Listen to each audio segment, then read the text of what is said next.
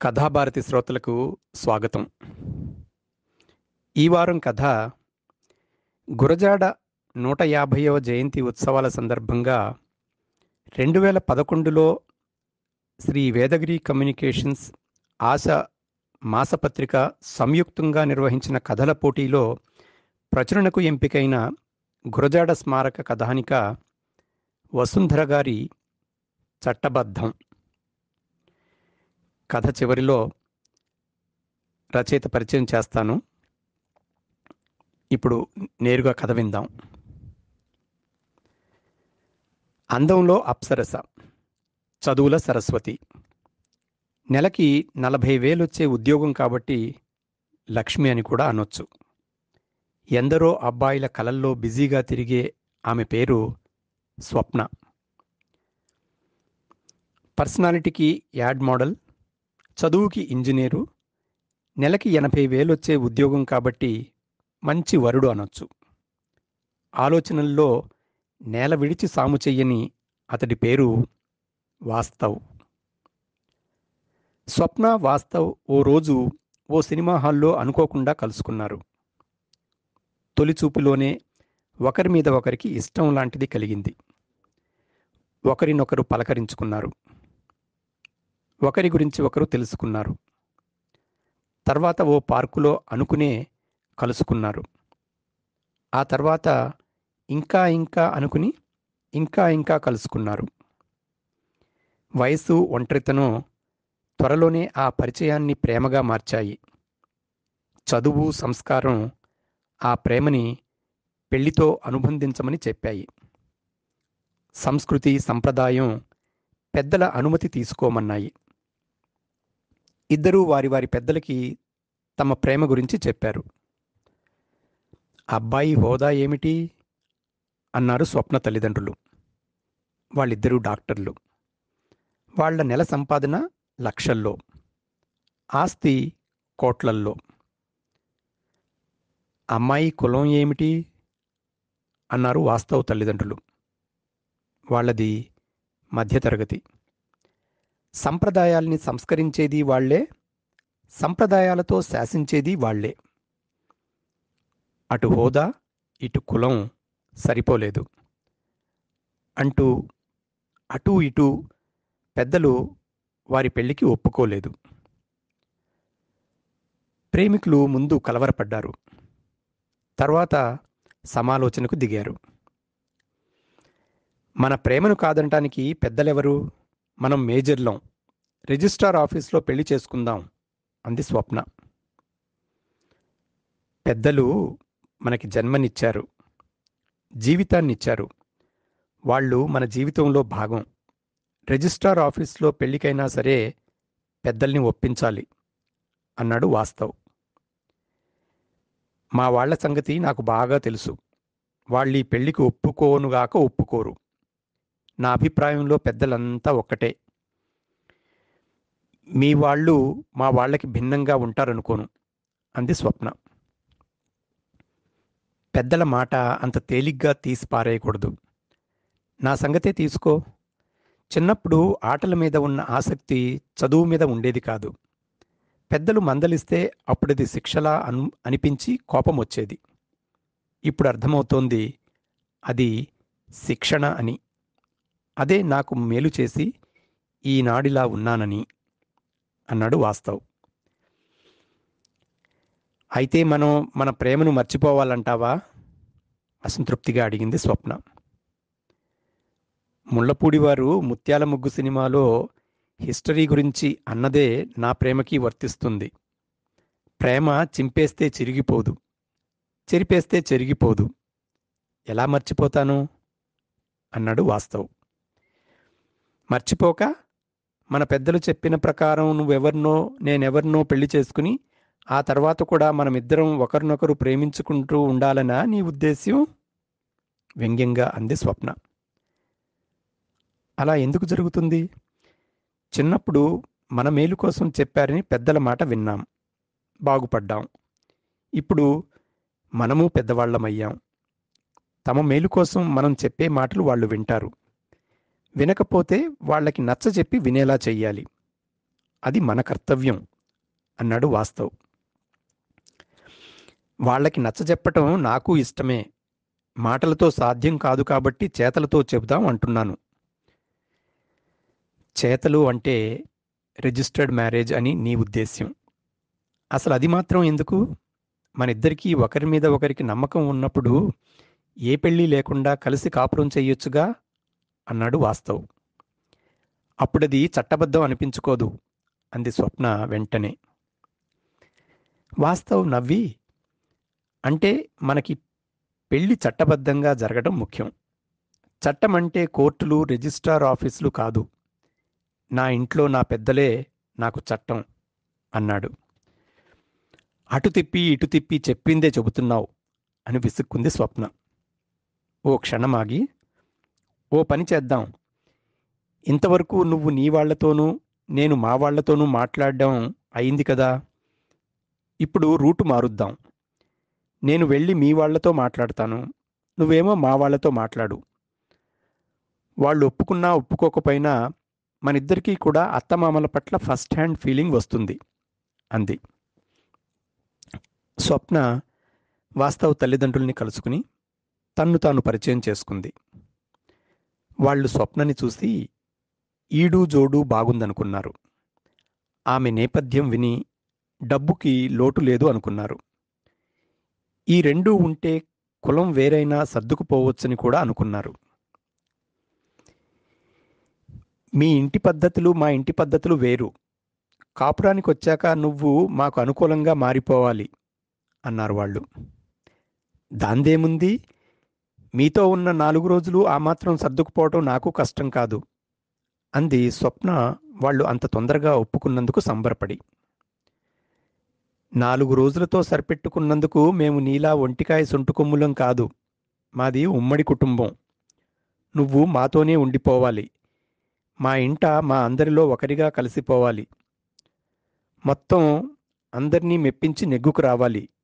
నీ వల్ల అవుతుందా అన్నారు వాస్తవ్ తల్లిదండ్రులు స్వప్నతో. స్వప్నకి ఉమ్మడి కుటుంబం సరిపడదు. అయితే ఆ విషయం వాళ్ళకి చెప్పలేదు. ఈలోగా వాస్తవ్ స్వప్న తల్లిదండ్రుల్ని కలుసుకుని తనను తాను పరిచయం చేసుకున్నాడు. వాళ్ళకి వాస్తవ్ చూడముచ్చటగా, బుద్ధిమంతుడిలా, స్వప్నకి తగిన జోడులా అనిపించాడు. కలవనిదల్లా కులం. ఈ గ్లోబలైజేషన్ రోజుల్లో అదో పెద్ద సమస్య కాదనుకునే ఆర్థిక హోదా వాళ్ళది. అదీకాక స్వప్న వాళ్ళకి ఒక్కగానొక్క కూతురు. వాస్తవుని గాఢంగా ప్రేమించింది. సరైన కారణం లేకుండా ఆ ప్రేమని కాదంటే ఇల్లొదిలి వెళ్ళిపోయేటంత మొండితనం ఆమెకుందని వారికి తెలుసు. వాళ్ళామెని వదులుకోలేరు. అమ్మాయి మాతోనే ఉంటుంది. నువ్వు నీ ఇల్లొదిలి మా ఇంటికొచ్చి మాతోనే ఉండిపోతానంటే ఈ పెళ్ళి మాకిష్టమే అన్నారు వాళ్ళు. వాస్తవ్కి ఇల్లరికం సరిపడదు. అయితే ఆ విషయం వాళ్ళకి చెప్పలేదు. ఇద్దరూ ఒకరి అనుభవాలొకరికి చెప్పుకున్నారు. మన పెద్దలు చాలా తెలివైన వాళ్ళు. నిజానికి ఈ పెళ్లికి ఒప్పుకోవాలా కూడదా అన్నది వాళ్ళ సమస్య. దాన్ని ఉమ్మడి కుటుంబమా ఇల్లరికమా అన్న మీమాంసగా మార్చి మన సమస్యగా మార్చేశారు అంది స్వప్న. ఉమ్మడి కుటుంబానికి నువ్వు ససేమిరా, ఇల్లరికానికి నేను ససేమిరా. మనం ఇప్పుడేం చెయ్యాలి? భారంగా నిట్టూర్చాడు వాస్తవ్. నువ్వో విషయం మర్చిపోతున్నావు. ప్రేమను వదులుకుందుకు కూడా మనమిద్దరం ససేమిరా. కాబట్టి మిగిలిందొక్కటే మార్గం. రిజిస్ట్రార్ ఆఫీసులో పెళ్లి చేసుకుందాం అంది స్వప్న. పెళ్ళి ఎక్కడైనా నాకు ఇబ్బంది లేదు. మన పెళ్లికి ఇరుపక్షాల పెద్దలు రావాలి. వచ్చి అక్షింతలు వెయ్యాలి. అందుకు వాళ్ళు ఒప్పుకున్నాకే మన పెళ్ళి. అంతవరకు వేచి ఉండటానికి నేను సిద్ధం అన్నాడు వాస్తవ్. వేచి ఉంటే కథ ముందుకు వెళ్ళదు అంది స్వప్న. మళ్ళీ ఇద్దరూ సమాలోచనలు జరిపారు. ఇంతవరకు వాళ్ళు విడివిడిగా వెళ్ళి తల్లిదండ్రుల్ని, అత్తమామల్ని కలుసుకున్నారు. ఈసారి జంటగా వెళ్ళి పెద్దల్ని కలుసుకుని చూద్దామనుకున్నారు. ముందుగా ఇద్దరూ స్వప్న తల్లిదండ్రుల్ని కలుసుకున్నారు. తమ ఆలోచన చెప్పి పెళ్లికి వాళ్ళ ఆమోదముద్ర కావాలని అడిగారు. కాబోయే అల్లుడి గురించి, ఆ అల్లుడి కుటుంబం గురించి మా కలలు మాకున్నాయి.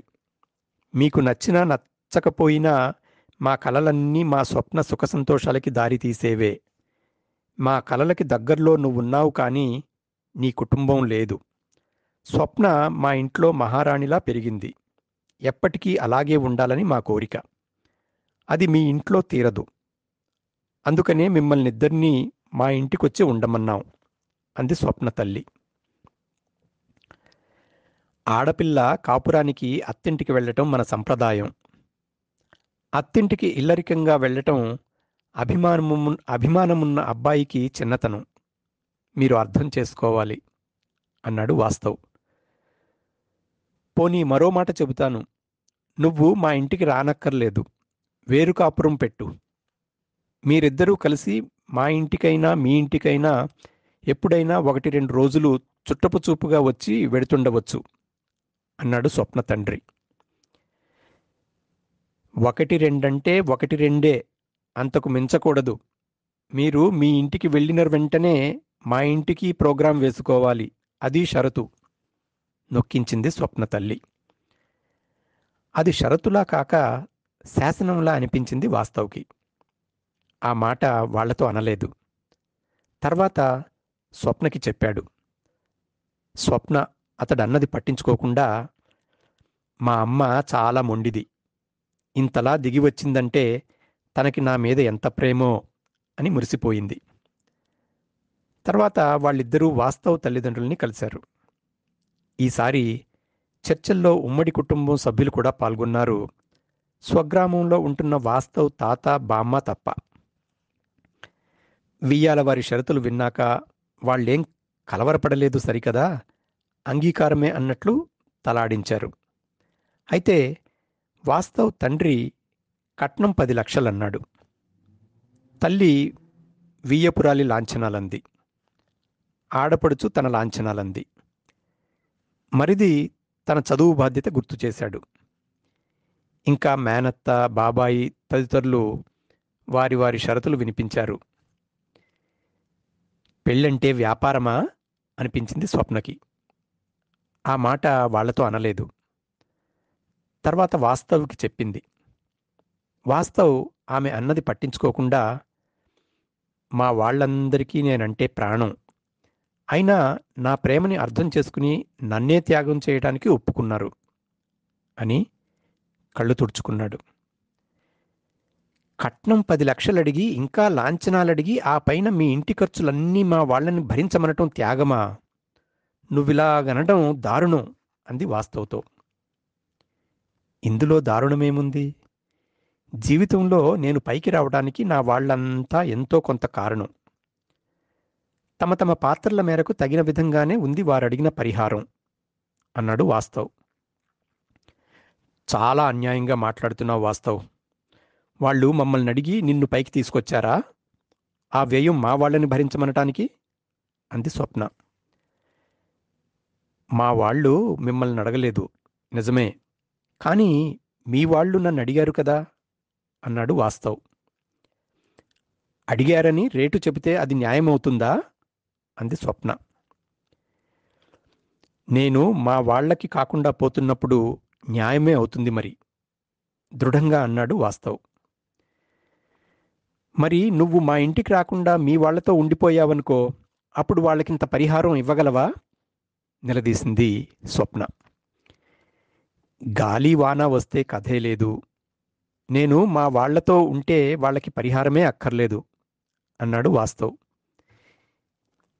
ఇద్దరికీ ఒకరంటే ఒకరిష్టం. ఇద్దరికీ తమ వాళ్ళంటేనూ ఇష్టం. 2 ఇష్టాలకి విభేదం వచ్చింది. ఏం చెయ్యాలో పాలుపోక ఇద్దరూ అసంతృప్తిగా ఫీలయ్యారు. అయినా పరిష్కార మార్గం ఆలోచిస్తూనే ఉన్నారు. ఎంత ఆలోచించినా తనని తన వారి నుంచి వేరుపడమనటం వాస్తవ్కి మింగుడు పడలేదు. కానీ కాస్త ఆలోచిస్తే స్వప్నకి మాత్రం వాస్తవ్ తల్లిదండ్రుల షరతుల్లో కొంత న్యాయం ఉందనిపించింది. వాస్తవ్ తమతో కలిసుంటే వాళ్ళకి ఏ షరతులు లేవు. అయినా వాళ్ళడిగింది తన వాళ్ళకి చాలా చిన్న మొత్తం. కట్నమిచ్చి పెళ్లి చేసుకోవటం స్వప్నకి అవమానమే అయినప్పుడు వేరుకాపురం గురించి నొక్కించటం వాస్తవుకి అవమానమే కదా. ఇలా ఆలోచించి స్వప్న ఈ విషయం తల్లిదండ్రుల దగ్గర మళ్లీ కదిపింది. అనుకున్నట్లే చేశారు. అర్థమైందిగా, అది వాళ్ల దోపిడీ స్థాయి. ఈ రోజులా అడిగారా, వాళ్ల ఆశకిది అంతం కాదు, ఆరంభం. అందుకే తెగతెంపులు చేసుకుని వేరుపడమన్నాను అంది స్వప్న తల్లి. స్వప్న తల్లి పెళ్లి కాగానే అత్తమామల నుంచి వేరుపడింది. అందుకే కోట్ల ఆస్తి పోగు చేసి ఇంత వైభవంగా జీవిస్తున్నానని ఆమె నమ్మకం. వేరుపడ్డానికేగా ఈ బేరం పెట్టారు వాళ్ళు. వేరుపడకపోతే వాళ్ళకేం అక్కర్లేదట అంది స్వప్న. తల్లికి కోపం వచ్చింది. వాళ్ళేం బేరం పెట్టలేదు, రేటు చెప్పారు అంది. బేరమైనా రేటైనా అది మన వల్లే వచ్చింది అంది స్వప్న. ఏమనాలో తోచలేదు స్వప్న తల్లికి. అప్పుడు స్వప్న తండ్రి కలగజేసుకుని, కారణం ఎవరైతేనేం, వాళ్ళు రేటు చెప్పారు. రేటు చెప్పాక అది వ్యాపారమే అవుతుంది. వ్యాపారమన్నాక బేరాలుంటాయి. వాళ్ళో మాట చెప్పారు, మనమో మాట చెబుతాం. వాళ్ళడిగినంత ఇవ్వాలనేముంది? వాళ్ళు మేము కలుసుకుని మాట్లాడుకుంటాం. మాకు బేరం కుదిరితే తక్కువ పరిహారంతో వాస్తవుకి ఆ కుటుంబం నుంచి విముక్తి కలిగించి మీ పెళ్లి జరిపిస్తాం, సరేనా అన్నాడు. తమది ప్రేమ పెళ్లి, దానికి కట్నాల బేరసారాలేమిటని స్వప్న దిగులు పడలేదు. తల్లిదండ్రులు తమ పెళ్లికి సానుకూలంగా స్పందిస్తున్నారని సంతోషించింది. స్వప్న పెద్దల్నించి బేరసారాలకి పిలుపులు వెళ్ళాయి. ఈసారి పిల్లల ప్రమేయం లేదు. అటూ ఇటూ పెద్దలు మాత్రమే కలుసుకుని మాట్లాడుకున్నారు. ఒకరిది ధనమదం, ఒకరిది పురుషాధిక్యమదం. పెళ్లి చర్చల్లో ప్రేమ పక్కకి తప్పుకుంది. మాట స్థానాన్ని మదం తీసుకుంది. వియ్యపురాళ్ళు, వియ్యంకుళ్ళు మాటామాట అనుకున్నారు. ఈ పెళ్లి జరిగితే మేము చచ్చామనుకోండి అని ఆవేశంగా చర్చలు ముగించి పిల్లల ప్రేమకి చావు ముహూర్తం పెట్టారు. ఇక ఈ పెద్దల్ని నమ్ముకుని లాభం లేదు, రిజిస్ట్రార్ ఆఫీసులో పెళ్లి చేసుకుందాం అనేసింది స్వప్న. పెళ్ళంటే ప్రేయసీ ప్రియుల సహజీవనం మాత్రమే అయితే ఈ ప్రపంచం మొత్తం ఇద్దరిద్దరిగా విడిపోయుండేది. ఇన్ని సమాజాలు, దేశాలు ఉండేవి కాదు. నిన్ను మీ వాళ్ల నుంచి, నన్ను మా వాళ్ల నుంచి వేరు చేసే పెళ్లి కాదు. పెద్దలు ఒప్పుకొనిదే మన పెళ్లి జరగదు అన్నాడు వాస్తవ్. వాళ్ళిద్దరి ప్రేమ కథ మళ్లీ మొదటికొచ్చింది. తమ నేపథ్యాలకి, మనస్తత్వాలకి అనుగుణంగా కొన్ని నియమాల్ని ఖచ్చితంగా అనుసరిస్తున్న ప్రేమికులు వాళ్ళు. వాళ్ల ప్రేమలో కల్తీ లేదు, స్వార్థానికి అహానికి తావులేదు. అందువల్ల పెళ్లి చేసుకుందామన్న వాళ్ల నిర్ణయానికి తిరుగులేదు. పెళ్ళి ఎలా అన్నదే సమస్య. విషయం ఇరువైపులా స్నేహబృందానికి తెలిసింది. వాళ్ళు తమలో తాము సమాలోచనలు జరిపారు. తొందరపాటు లేని మీ ప్రేమ ఎందరికో ఆదర్శం. మీలాంటి ప్రేమికుల్ని కలపడం స్నేహితులిగా మా కర్తవ్యం. మీరు రిజిస్ట్రార్ ఆఫీస్కి వెళ్ళొద్దు. సంప్రదాయబద్ధంగా గుళ్ళో పెళ్లి చేసుకుందురుగాని. ఆ పెళ్లికి మీ ఇద్దరి పెద్దలు కూడా రానక్కర్లేదు. మేమే పెళ్లి పెద్దలమై మీ పెళ్లి జరిపిస్తాం. ఇలా ఇద్దరికీ ఓకే కదా అన్నారు వాళ్ల మిత్రులు. స్వప్న వెంటనే సరేనంది. కాని వాస్తవ్ ఒప్పుకోలేదు. గుళ్ళో పెళ్లికైనా, రిజిస్టర్డ్ పెళ్లికైనా పెద్దల అనుమతి, ఆశీర్వాదం తప్పనిసరి. మిత్రులు మిత్రులే తప్ప పెద్దలు కాలేరు. వధూవరులకు పెండ్లంటే కన్నవారు, తప్పితే రక్త సంబంధీకులు, తప్పితే చిన్నతనం నుంచి సాకినవారు. పెళ్లి వధూవరుల మిశ్రమం కాదు, రెండు కుటుంబాల సమ్మేళనం. సంప్రదాయం చెప్పేది అది అన్నాడు వాస్తవ్. అయితే మీకిక పెళ్లి కాదు అని విసుక్కుని వెళ్ళిపోయారు మిత్రులు. అవును, మనకిక పెళ్లి కాదు అని స్వప్న దిగులు పడింది. వాస్తవ్ విసుక్కోలేదు, దిగులు పడలేదు. మన ప్రేమ నిజమైనదైతే మన పెళ్లి జరిగి తీరుతుంది అన్నాడు. నీ వాటం చూస్తుంటే మన ప్రేమ నిజమైనది కాదని రుజువు చేయడానికి కంకణం కట్టుకున్నట్లుంది అంది స్వప్న నిరాశ నిస్పృహలతో. అలా నిరాశపడకు, నేనిప్పుడు నిన్ను మా పెద్దల దగ్గరికి తీసుకువెడతాను అన్నాడు వాస్తవ్. ఎన్నిసార్లు తీసుకువెడతావు? నేను రాను, చిరాకు పడింది స్వప్న. పెద్దలంటే ఎవరనుకున్నావు? మా తాత బామ్మను. వాళ్ళు మా ఊళ్ళో ఉంటున్నారు. వాళ్ళ దగ్గరికి మనం వెళ్ళటం ఇదే మొదటిసారి అవుతుంది అన్నాడు వాస్తవ్. నీకు నీ తాత బామ్మ వేరేమో కానీ మొత్తం పెద్దలంతా ఒక్కటే, అందరివి ఒకటే బుద్ధులు అంది స్వప్న. నిరాశ నిస్పృహలకి చిరాకు కూడా కలిసిందామె గొంతులో. నీకు తెలియదు, పెద్దలంతా ఒక్కటి కారు అంటూ వివరించాడు వాస్తవ్. యువతరం కొత్త ఆలోచనలకు నిలయం. వారి దృష్టి విశాలం కానీ ఆవేశం ఎక్కువ. మధ్యతరానికి ఆవేశం తక్కువ, భద్రతపై మక్కువ ఎక్కువ. ఆ మక్కువ వారి దృష్టిని సంకుచితం చేయటం వల్ల ఆ మేరకు వారి ఆలోచన కూడా సంకుచితమవుతుంది. పాత తరానికి అనుభవం, ఆలోచన ఎక్కువ, దృష్టి విశాలం. అందువల్ల సంప్రదాయాన్ని కూడా మానవతా దృక్పథంతో సవరించగల సంయమనం ప్రదర్శించగలరు. ఈ 3 తరాల సమాగమమే ఏ కుటుంబపు ప్రగతికైనా దోహదం చేస్తుంది. స్వప్న ఇదంతా విని, పోనీ మీ తాత బామ్మలది విశాల దృష్టి అని నమ్ముదాం, వాళ్ల మాట మీ అమ్మా నాన్న వినొద్దు అంది స్వప్న. పిన్నలు పెద్దల మాట వినటం మా ఇంటి సంప్రదాయం. నాకు మా అమ్మా నాన్న పెద్దలు, వాళ్లకి మా తాత బామ్మ పెద్దలు అన్నాడు వాస్తవ్ నమ్మకంగా. ఏ పుట్టలో ఏ పాముందోనని స్వప్న ఒప్పుకుంది. వాళ్ళిద్దరూ వాస్తవ్ ఊరెళ్ళారు. ఆ ఊరి మధ్యలో ఓ పాతకాలపు పెంకుటిల్లు, ముందు ఎత్తరుగులు, వెనుక పెద్ద పెరడు. ఇంట్లో తాతయ్య బామ్మ, పెరట్లో బావి, ఆవులు, చెట్లు, పాదులు. ఆధునికతకు చెల్లించిన మూల్యం తర్వాత ఉమ్మడి కుటుంబానికి మిగిలిన 3 ఎకరాల పొలం. దాన్ని సాగు చేయించే వంకతో గ్రామంలో స్థిరపడిన వాస్తవ్ తాతయ్య బామ్మ సుఖంగా, స్వేచ్ఛగా, సంతోషంగా, సంతృప్తిగా, కాలుష్యరహితంగా అక్కడ జీవితం కొనసాగిస్తున్నారు. వాళ్ళిద్దరూ వీళ్ళిద్దరి కథ విన్నారు. కాసేపు దీర్ఘాలోచనలో పడ్డారు. తర్వాత నెమ్మదిగా, మీరిద్దరూ ఒకరినొకరు ఇష్టపడ్డారు, పెళ్లి చేసుకుందాం అనుకుంటున్నారు.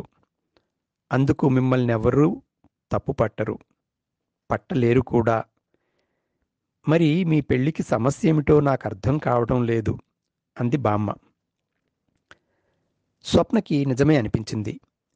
కానీ వాస్తవ్, మా పెళ్లి జరిగితే నేను వేరుపడాలి, అమ్మా నాన్న నిరాధారులైపోతారు, అందుకని కట్నం లాంఛనం వగైరా అంటున్నారు, అదీ సమస్య అన్నాడు.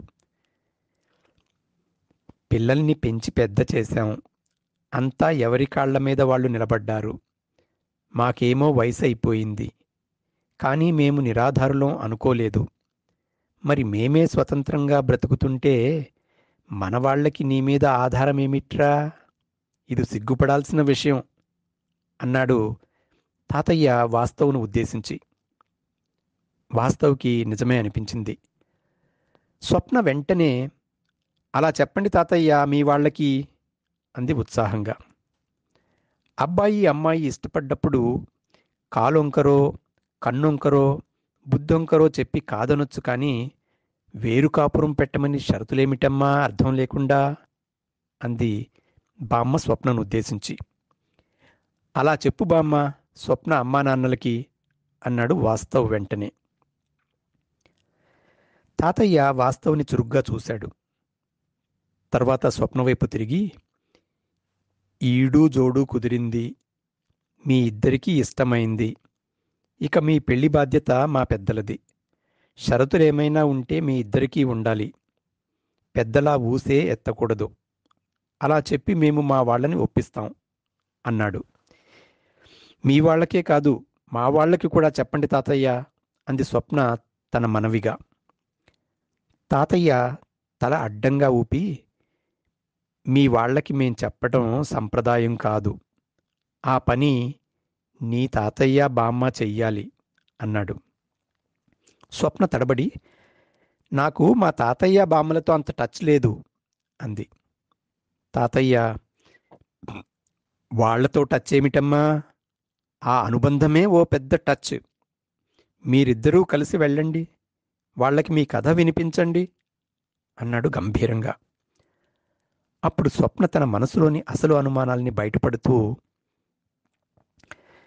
మీ వాళ్ళకి చెబుతానని అంటున్నారు, కానీ వాళ్ళు మీ మాట వింటారా అంది స్వప్న. మాది ఉమ్మడి కుటుంబం. ఆ కుటుంబానికి నేను పెద్దని. వయసుతో పాటు అనుభవం, పరిణతి, నిస్వార్థం, ఆత్మీయత, త్యాగగుణం పెంపొందుతాయి కాబట్టి ఉమ్మడి కుటుంబంలో అందరికంటే పెద్దవారి మాట చెల్లుబడుతుంది. అందుకే మా కుటుంబంలో అంతా సుఖశాంతులతో ఉన్నారు అన్నాడు తాతయ్య నమ్మకంగా. అదే నిజమైతే నా ఓటు ఉమ్మడి కుటుంబానికే అంది స్వప్న అప్రయత్నంగా. కానీ ఆమె గొంతులో అపనమ్మకం కూడా ఉంది. అంతకంటే ముందు మీ పెళ్లికి నీ తాత బామ్మల ఓటు సంపాదించు అన్నాడాయన నవ్వుతూ. ఒక్కసారిగా స్వప్నకి ధైర్యం, ఉత్సాహం కలిగాయి. ప్రేమికులిద్దరూ స్వప్న గ్రామానికి వెళ్లారు. ఆ ఊరి మధ్యలో ఓ పాతకాలపు పెంకుటిల్లు. ముందు ఎత్తరుగులు, వెనుక పెద్ద పెరడు. ఇంట్లో 25 ఎకరాల మాగాణి, 4 ఎకరాల మామిడి తోట, 6 ఎకరాల కొబ్బరి తోట. చూడ్డానికి నియమించబడ్డ గుమస్తా కుటుంబం. ఆ కుటుంబం దయాధర్మంపై ఆధారపడ్డ తాతయ్య, బామ్మ. వాళ్ళకి స్వేచ్ఛ లేదు, హోదా లేదు. పెరట్లోని బావి, ఆవులు, చెట్లు, పాదులు, పాలేళ్ళు వగైరాలపాటి సంరక్షణ వారికి లేదు. వారికి జీవితం కొనసాగుతోంది. స్వప్న రాక వాళ్లలో కొత్త ఉత్సాహాన్ని రేపింది. కానీ చూస్తేనే స్వప్నకి వాళ్ల పరిస్థితి అర్థమై, వీళ్ళా నాకు సాయపడేది అనిపించి నీరసపడింది. అయినా మొక్కుబడిగా విషయం చెప్పింది. తాతయ్య సాలోచనగా, వయస్సుతో పాటు అనుభవం, పరిణతి, నిస్వార్థం, ఆత్మీయత, త్యాగగుణం పెంపొందుతాయన్నది నిజం. ఆ పెద్దల మాట చెల్లుబడైతే కుటుంబం సుఖశాంతులతో ఉంటుందన్నది నిజం. కానీ మనది ఉమ్మడి కుటుంబం కాదు. మీ అమ్మా నాన్న మా పెద్దరికాన్ని ఒప్పుకోరు అన్నాడు. తన అమ్మా నాన్నల దృష్టిలో తాత బామ్మల స్థానం ఏమిటో స్వప్నకి ఎప్పుడో తెలుసు. ఆ స్థానం తనకి కలిగించే నష్టం మాత్రం ఇప్పుడే తెలిసింది. మనది ఉమ్మడి కుటుంబమైతే ఎంత బాగుండేది అని నిట్టూర్చింది స్వప్న. బామ్మ ఆత్మీయంగా ఆమె భుజం తట్టి, నీకిష్టమైతే మనం కొత్తగా ఉమ్మడి కుటుంబం ప్రారంభించొచ్చు. మేము నీ పెళ్లికి పెద్దలం అవుతాం. మేము నీకు రక్త సంబంధీకులం కాబట్టి మమ్మల్ని పెద్దలుగా వాస్తవ్ కూడా ఒప్పుకుంటాడు. ఆ తర్వాత నుంచి నీతో వచ్చేసి మేము మీ ఉమ్మడి కుటుంబంలో సభ్యులుగా ఉంటాం అంది. అప్రయత్నంగా అవునన్నట్లు తలూపాడు వాస్తవ్. స్వప్న మాత్రం ఊహించని ఈ సూచనకి తెల్లబోయింది. వద్దు బామ్మ, నా పెళ్లి కోసం సొంత ఊరొదిలి ఉన్న నీడ పోగొట్టుకోవద్దు. మీరిద్దరూ ఇక్కడే ఉండి మాకు సపోర్ట్ ఇస్తే చాలు. ఏమంటావు వాస్తవ్ అంది. తాతయ్య తల అడ్డంగా ఊపి, నీ పెళ్లికి సపోర్టు చేస్తే ఎలాగూ మీ అమ్మ నాన్న మమ్మల్ని ఇక్కడ ఉండనివ్వరు. కాబట్టి వేరే నీడ చూసుకోవటం మాకు తప్పదు. అయినా అది మాకు ఇబ్బంది అనిపించదు. ఎందుకంటే మనిషికి కావలసింది స్వంత ఊరు కాదమ్మా, స్వంత మనుషులు, లేదా పరాధీనం కాని బ్రతుకు. ఇక్కడ మాకా రెండూ లేవు. ఆ రెండూ దొరికితే నీ పెళ్ళి నీక్కాదు, మాకు వరం అన్నాడు. ఆవేదన, ఆశ కలగలిసిన ఆయన గొంతు స్వప్నని కదిలించింది. ఆమె చప్పున వాస్తవ వంక తిరిగి, ఈ రోజు నుంచి నేను మా అమ్మానాన్నలతో వేరుపడుతున్నాను. మా బామ్మ తాతయ్య నాతో ఉంటారు. పెళ్ళయ్యాక మనతో ఉంటారు. ఈ కొత్త షరతు నీకు ఓకేనా అంది. వాస్తవ్ ఉత్సాహంగా, ఇది షరతెలా అవుతుంది? అసలే ఉమ్మడి కుటుంబం. ఆ పైన పెళ్ళంటే 2 కుటుంబాల సమ్మేళనం. మన పెళ్లి జరిగాక నీ వాళ్ళు నా వాళ్ళు అంతా మన కుటుంబ సభ్యులే.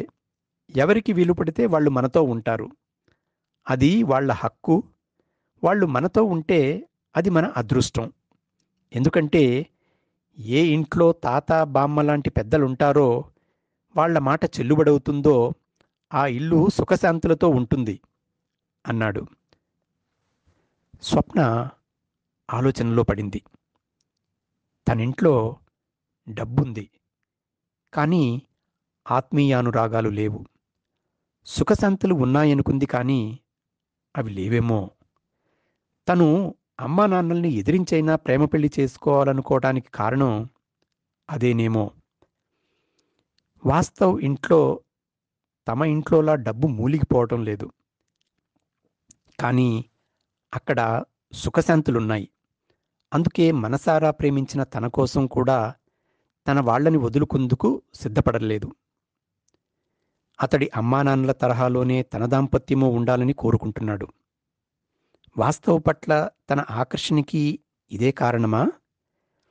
తన దాంపత్యం అమ్మానాన్నల దాంపత్యంలా ఉండకూడదనే తను వాస్తవ్ని ఎన్నుకుందా? అప్పుడు స్వప్న ముఖంలో వెలుగు. ఆ వెలుగుకి కారణం మన పెళ్లి జరిగి తీరుతుందన్న గట్టి నమ్మకం. వెనక్కి మళ్ళాక వాస్తవ్ ఆమెతో, ఇప్పుడు నీ ముఖంలో సంతోషం చూస్తున్నాను. కారణం మన పెళ్లి చట్టబద్ధంగా జరగననుంది, అవునా అన్నాడు. పెళ్లి విషయంలో చట్టబద్ధమంటే అతడి ఉద్దేశమేమిటో ఆమెకి తెలుసు. అయినా సాలోచనగా, నాకు తెలిసి చట్టబద్ధమంటే చట్టసభల్లో నాయకులు సభ్యత క్రమశిక్షణ పాటించాలి, అధ్యక్షుడి మాట వినాలి, గౌరవించాలి, సభల వెలుపల సేవా దృక్పథమున్న అన్నా హజారే వంటి పెద్దల మాట గౌరవించాలి అని ఇంకా ఏదో అనబోతుంటే, ఇంకా చాలా చాలా ఉన్నాయి. దేశాన్నేలే ప్రధానికి నోరు లేదు. దేశానికి ప్రథమ పౌరసత్వమున్న అధ్యక్షులకి పవరు లేదు. పవరున్న ఐఏఎస్ ఐపీఎస్ యంత్రాంగాలకి స్వేచ్ఛ లేదు. ఇలా మన దేశంలో ఏ వ్యవస్థ చూసినా ఏదీ చట్టబద్ధం కాదు. అందుకే దేశమంతా అస్తవ్యస్తంగా ఉంది. యువతరాన్ని సాధికారంగా శాసించే పెద్దలకు మార్గదర్శకంగా లోక్పాల్ వంటి పెద్దల పాత్ర ఉండాలి. మన పెళ్లికి మీకంటూ మా ఇంట పాతతరం లోక్పాల్ అన్నాడు వాస్తవ్ ఆమెను మధ్యలో ఆపి. అయితే మన ప్రేమ కథని దేశానికి వినిపిద్దామా అంది స్వప్న నవ్వుతూ. దేశమంటే మనుషులోయ్ అన్నాడు గురజాడ. మన ప్రేమ కథను ఆ జనావళికే వినిపిద్దాం అన్నాడు వాస్తవ్.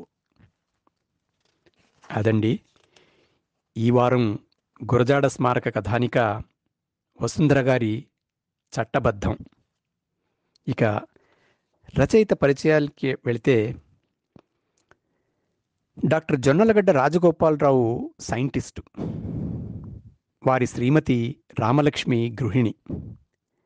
వెరసి వీరు సంయుక్తంగా వసుంధర కలం పేరుతో తెలుగునాట సుపరిచితులు. వివిధ సాంఘిక పత్రికల్లో, చందమామ వంటి పిల్లల పత్రికల్లో, అపరాధ పరిశోధన వంటి క్రైమ్ పత్రికల్లో, ఆకాశవాణి, టీవీ, సావనీర్లు వగైరాలలో వేలాది కథలు, వందలాది నవలికలు, నవలలు, అనేక వ్యాసాలు, కవితలు, నాటికలు, వినూత్న శీర్షికలు వీరివి వచ్చాయి. అన్ని ప్రక్రియల్లోనూ కొన్ని ప్రతిష్టాత్మకమైన బహుమతులు అందుకున్నారు, ఇంకా అందుకుంటున్నారు. కొత్త రచయితలకు ఊపిరి పోస్తూ, సాహిత్యాభిమానులకు ప్రయోజనకరంగా ఉండేలా సాహితీ వైద్యం అనే కొత్త తరహా శీర్షికను 1992 2017 సంవత్సరపు మధ్యకాలంలో రచన మాసపత్రికలో నిర్వహించారు. ఎందరివో వందలాది కథలు, కథా సంపుటాల పరిచయం ఈ శీర్షికకు అనుబంధం. వీరి రచనలు కొన్ని సినిమాలుగా రాణించాయి, కొన్ని యూట్యూబ్ ఛానల్స్లో వినిపిస్తున్నాయి, కనిపిస్తున్నాయి. తెలుగు కథకులందరినీ అభిమానిస్తూ ఇప్పటికీ రచనా వ్యాసంగాన్ని ఎప్పటిలాగే కొనసాగిస్తున్న మా కథల్ని అభిమానించి జపాన్లో సాహితీ అభిమానులకు అందించడానికి అనుమతి కోరిన శ్రీ శ్రీధర్ సహృదయతకు మా ధన్యవాదాలు. వారికి, వారి పరిధిలోని పాఠకులు, శ్రోతలు, ప్రేక్షకులకు మా శుభాకాంక్షలు అని తెలుపుతున్నారు వసుంధర అనే కలం పేరుతో ప్రసిద్ధికెక్కిన డాక్టర్ జొన్నలగడ్డ రాజగోపాలరావు గారు. డాక్టర్ రాజగోపాలరావు గారికి, వారి సహధర్మచారిణి శ్రీమతి రామలక్ష్మి గారికి కథాభారతి శ్రోతల తరపున మనఃపూర్వక అభినందనలు. ఇటువంటి మంచి కథను అందించినందుకు శుభాకాంక్షలు చెబుతూ ఈ కథను ఆడియోగా చేసి తెలుగు అభిమానులందరికీ పంచుకునే అవకాశాన్ని నాకు కలుగజేసినందుకు కృతజ్ఞతలు తెలియజేసుకుంటూ సెలవు తీసుకుంటున్నాను. మళ్ళీ వచ్చే కథలో కలుద్దాం.